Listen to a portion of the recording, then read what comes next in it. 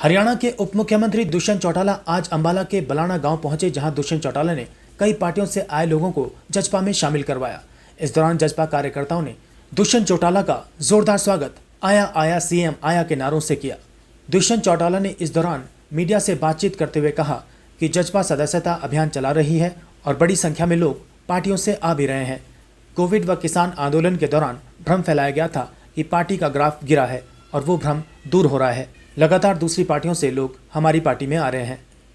तो निरंतर सदस्यता अभियान के बाद पूरे प्रदेश में बहुत से ऐसे साथी जो पीछे रह गए थे या आज दूसरे दलों से संगठन को मजबूती देने के लिए आ रहे हैं, उससे ताकत मिल रही है। और निरंतर चाहे वो निकाय के चुनाव हुए हों या फिर आने वाले भविष्य में पंचायती राज के और कॉरपोरेशंस के चुनाव हैं, मैं मानता हूँ पार्टी संगठन को जो एक सेटबैक कोविड में किसान आंदोलन में मिला था, उसके बाद जो एक भ्रम लोगों में फैलाया गया था, संगठन कमज़ोर पड़ा है, एक ताकत मिली है। लोगों ने देखा किस प्रकार से गठबंधन ने आमजन के मजबूती के लिए काम किया और कैसे प्रदेश की नीतियों का हर वर्ग को लाभ मिला।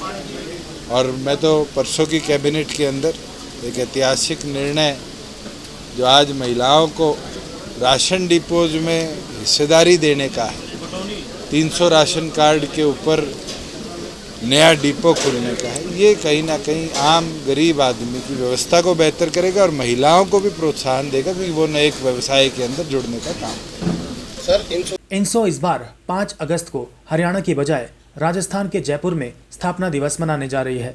इस पर बोलते हुए दुष्यंत चौटाला ने कहा कि राजस्थान देवीलाल व डॉक्टर अजय चौटाला की कर्मभूमि रही है। वहां हरियाणा व राजस्थान दोनों जगहों के लोग आएंगे। संगठन को मजबूत बनाया जा रहा है। राजस्थान के मुख्यमंत्री ने छात्र चुनाव को हरी झंडी दी है। इनसो वहां से चुनाव लड़ेगी। जननायक जनता पार्टी हो या उससे पहले चौधरी देवीलाल के स्वरूप में जितने दल बने, राजस्थान में उन सभी दलों का एक महत्वपूर्ण योगदान रहा है। मेरे तो पिताजी जो हमारे राष्ट्रीय अध्यक्ष हैं डॉक्टर अजय सिंह चौटाला, तो स्वयं 2 बार राजस्थान विधानसभा के सदस्य रहे, एक बार दाता रामगढ़ से और एक बार नौहर से। और आने वाले समय में भी हमने पीछे बीकानेर में हो चाहे नागौर में हो, अलग अलग जगह कार्यक्रम करे हैं। पार्टी संगठन के अंदर जीतराम जी जो हमारे प्रदेश अध्यक्ष हैं निरंतर काम कर रहे हैं। और मैं ये मानता हूँ कि इनसो के पहले भी अनेक फंक्शन राजस्थान यूनिवर्सिटी में रहे और इस बार स्टेट लेवल का नहीं, राष्ट्रीय लेवल का जो हमारा स्थापना दिवस होता है उसको हम राजस्थान के अंदर बना रहे हैं, जिसमें हरियाणा से भी लोग जाएंगे, राजस्थान के भी लोग आएंगे, यूपी के भी लोग आएंगे और छात्र मिलकर। और मैं तो कोइंसिडेंस मानता हूँ, अशोक गहलोत जी ने राजस्थान यूनिवर्सिटी के चुनाव भी अनाउंस कर दिए हैं, तो मजबूती से इनसे चुनाव भी वहाँ लड़ेगी। दुष्यंत चौटाला के विभागों में सबसे ज्यादा भ्रष्टाचार होने के आरोप उनके चाचा व इनेलो नेता अभय चौटाला ने लगाए थे, जिस पर जवाब देते हुए दुष्यंत चौटाला ने कहा कि तथ्यों पर आज के दिन बात की जाती है, बेबुनियाद बातों का कोई जवाब नहीं होता। उनके द्वारा सख्ती से काम किया जा रहा है और जो भी मामले आए हैं उन पर एक्शन लिया गया है। आज एक्साइज नीति से सरकार का रेवेन्यू दोगुना हुआ है। आने वाले समय में ये 1000 करोड़ रुपए से ऊपर हो जाएगा। किसी भी राज्य का ऐसा रिकॉर्ड नहीं है। शराब जहां से बनकर चलती है व जहां तक पहुंचती है उन सब की जिम्मेदारी तय है। कोई भी उल्लंघन होता है तो कार्रवाई फैक्ट्री मालिक पर भी होती है। आज के दिन तथ्य और सबूतों पे बातें रखी जाती है, बेबुनियादी बातों पे जवाब देने का कोई लाभ नहीं मिलता। हमने मजबूती से स्ट्रिक्ट एक्शन लिया है और हरियाणा प्रदेश के इतिहास में पहली बार है कि एक्शन के साथ एफआईआर भी हुई, एफआईआर के साथ अरेस्ट भी हुए और उन लोगों को टर्मिनेशन की ओर, अगर वो करप्ट थे पाए गए तो हमने ले जाने का काम किया। मेरा एक असूल है और पिछले 3 सालों पे उस पर मैंने काम किया कि डिजिटलाइजेशन का लाभ उठाकर आम जन को डिजिटलाइजेशन के लाभ से जो समस्याएं आती है उसको ईज़ किया जाए, उसकी फ्लो की स्पीड बढ़ाई जाए।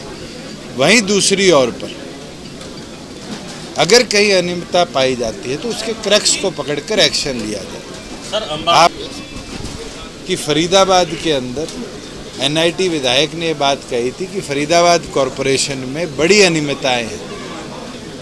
उस दिन मैंने ही सदन में उठकर कहा था कि अगर कोई अनियमितताएं हैं तो उसकी इंक्वायरी सरकार करेगी। 2 महीने के अंदर उसकी इंक्वायरी भी हुई और आज जो एयरिंग ऑफिशियल थे, चाहे वो आईएएस अफसर हो चाहे नीचे क्लर्क हो, उनके खिलाफ इंक्वायरी इनिशिएट होगी और आज तक इतिहास में पहली इंक्वायरी इस तरह की इनिशिएट हुई और आने वाले भविष्य में भी कहीं कोई इस तरह की इरेगुलरिटी पाई जाएगी तो हम सख्ती से उसके विरुद्ध में काम करेंगे। आज आपको बताऊं, हरियाणा इकलौता ऐसा प्रदेश है पूरे देश में जहां पर अगर आपके यहाँ 2 नंबर की शराब कोई बेचता हुआ पाया जाता है या ट्रांसपोर्ट करता पाया जाता है तो केवल मात्र उस व्यक्ति पे नहीं, जहां से वो सोर्स हुई है उस डिस्टिलरी के बॉटलिंग प्लांट के मालिक तक पे एफआईआर होती है। और ये मैं तो चाहता हूँ सारे देश की सरकारें इम्प्लीमेंट करें। जिस दिन ऐसी सख्ती होने लगी ऑटोमेटिकली ये हूच की जो बात करते हैं, आज गुजरात में हुआ, पिछले दिनों हमारे सोनीपत में हुआ था, इस तरह की व्यवस्था बंद हो जाएंगी और सख्ती के साथ सरकार का प्रदेश का रेवेन्यू बढ़ेगा। एंड आज मैं प्राउडली कहता हूँ कि 3 साल पहले हमारे एक्साइज टैक्सेशन का रेवेन्यू जो था वो 6,000 करोड़ रुपया था। इस बार के हमारे ऑक्शंस जो हैं वो 5100 करोड़ रुपए तो ले आए। अब 1 साल की एक्साइज फी 10,000 करोड़ क्रॉस करेगी। अगर मैं चोरी करवाता, अगर मैं इस तरह के लूप होल्स छोड़ता तो क्या सरकार का रेवेन्यू 3 साल में दुगना होता? किसी और प्रदेश का दुगना हुआ हो तो डाटा ला के दिखाए। मानसून सत्र शुरू होने जा रहा है और उसको लेकर विपक्ष सरकार को घेरने की तैयारी कर रहा है। इस पर सरकार की क्या कुछ तैयारी है, इस पर जवाब देते हुए उप मुख्यमंत्री दुष्यंत चौटाला ने कहा कि कई महत्वपूर्ण बिल विभागों की रिपोर्ट सदन में लाएंगे। विपक्ष सवाल उठाए, पहले भी जवाब दिया था, अब भी मजबूती से जवाब देंगे। देखिए, कई महत्वपूर्ण बिल्स हैं जो हमारे आउटस्टैंडिंग हैं, कई महत्वपूर्ण जो कैबिनेट के डिसीजंस हैं उनको हाउस के अंदर ले करना है, कई रिपोर्ट्स हैं अलग अलग विभागों की वो हाउस में ले करनी है। तो रेगुलर प्रोसेस होता है मॉनसून सेशन। तो विपक्ष कोई सवाल उठाएगा तो पिछली बार भी जवाब दिया, आगे भी जवाब देंगे। दिग्विजय ने दादरी